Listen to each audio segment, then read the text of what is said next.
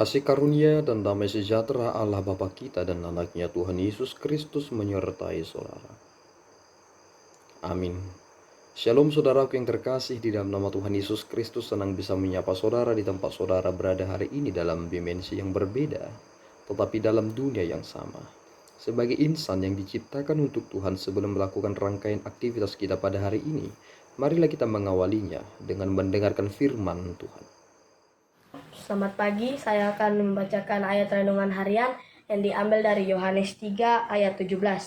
Sebab Allah mengutus anaknya ke dalam dunia bukan untuk menghakimi dunia, melainkan untuk menyelamatkannya oleh Dia. Demikianlah firman Tuhan hari ini. Tuhan Yesus memberkati.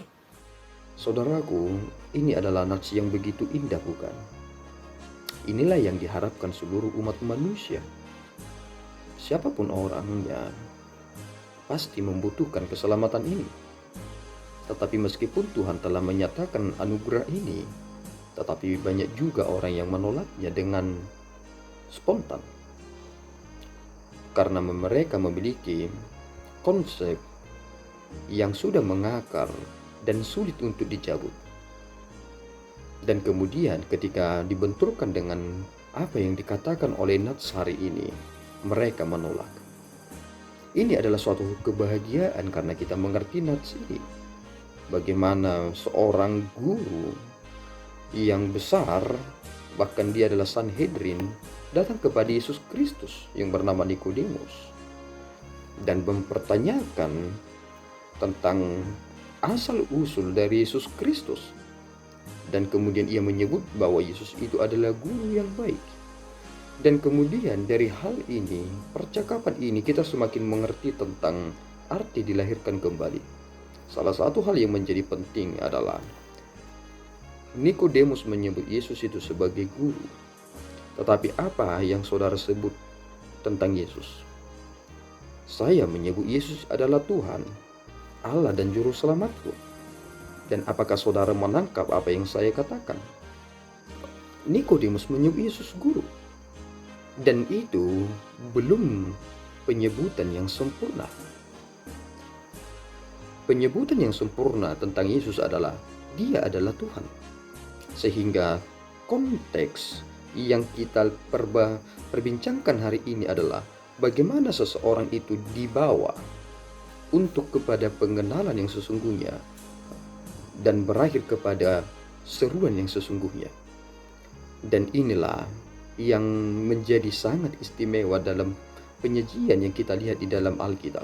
Bagaimana Yesus Kristus tidak langsung menyebut dirinya sebagai Allah, sehingga kita mengerti tentang arti dilahirkan kembali. Dan inilah keindahan itu. Dan ketika kita telah berseru Yesus adalah Tuhan dan Juru Selamat kita, maka kemudian kita akan merujuk kepada identitas baru. Yang jika selama ini kita memandang seseorang itu begitu hina, dan kita tahu bahwa sebenarnya, dan kemudian kita tahu bahwa dia sebenarnya adalah orang yang sangat-sangat besar kuasanya, reaksi saudara pasti berbeda. Ketika saudara bertemu dengan orang yang nampaknya compang-camping pakaiannya, dan ternyata dia menyamar, dan kemudian saudara tahu identitasnya, pasti perilaku saudara kepadanya juga pasti berbeda. Tetapi Yesus Kristus tidak menggunakan topeng dalam hal ini. Kesederhanaannya ingin menunjukkan bagaimana Allah itu sedang merendahkan hatinya untuk membawa kita kembali. Dan inilah sebenarnya misi yang dilakukan oleh Yesus Kristus, sehingga kebahagiaan itu menjadi milik orang yang percaya kepada Yesus Kristus, supaya orang yang percaya kepadanya tidak binasa, melainkan beroleh kehidupan yang kekal. Yesus ketika datang ke dunia bukan dalam konteks ia akan menghakimi, meskipun kata-katanya telah menyadarkan orang.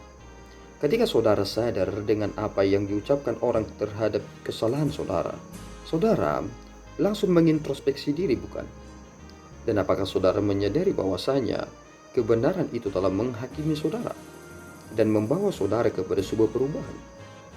Penghakiman yang dikatakan dalam hal ini belum membawa seseorang itu untuk dijatuhkan ke dalam hukuman.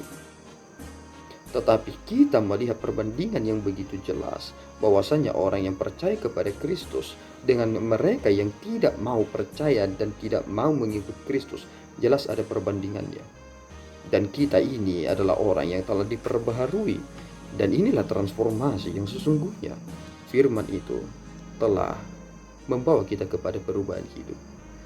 Dan untuk itulah kita semakin menyadari bahwasanya Yesus Kristus mendahulukan anugerah itu untuk menyelamatkan kita, sehingga kita masih memperoleh kesempatan, dan kesempatan itulah yang menjadi momen terpenting bagi kita untuk mendapatkan kebahagiaan yang sesungguhnya, yakni kehidupan yang kekal.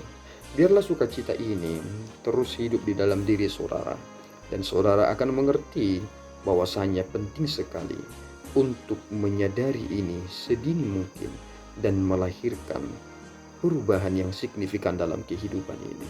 Kiranya Tuhan memberkati saudara kita berdoa. Ya Tuhan, kami bersyukur atas berkat-Mu. Terima kasih Bapa atas firman yang boleh kami terima dalam kesempatan yang baik ini. Engkau adalah Tuhan dan Juru Selamat kami, bukan sekedar guru.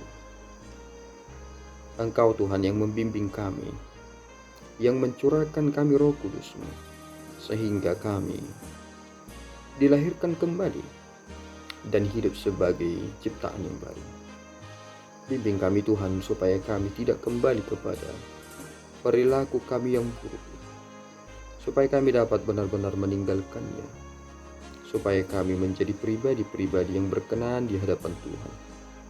Sucikan kami ya Tuhan di dalam darah anak-Mu, dan kiranya darah itu terus Tuhan mengalir di dalam diri kami, dan terus mengingatkan dan menyadarkan kami betapa penderitaan yang dihadapi oleh Yesus Kristus telah mengakhiri penderitaan yang sesungguhnya yang akan kami derita.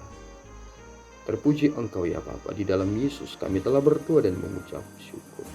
Anugerah Tuhan kita Yesus Kristus, kasih setia Allah Bapa, dan persekutuan Roh Kudus menyertai saudara. Amin. Tuhan Yesus memberkati.